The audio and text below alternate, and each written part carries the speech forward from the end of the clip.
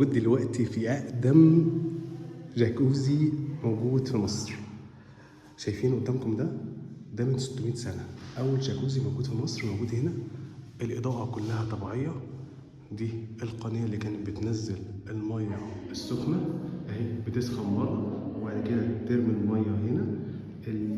التجويف ذات نفسه معمول من الحصى عشان ينظف الظهر وينظف الجلد وكده وانت داخل وانت قاعد تحت والميه السخنه بتدلق عليك. حاجه تحفه. انا موجود فين؟ في حمام السلطان إينال من ضمن مزارات شارع المعز لدين الله الفاطمي. طبعا المكان كبير جدا ومليان قنوات ومليان غرف، وكل ده بنقول لك بكام؟ ب20 جنيه. حاجه مبهره. طبعا في جوه في بره بقى اماكن كتير بقى للمساج وكده. حاجه مبهره جدا جدا. تعالوا كده ننزل ونخرج.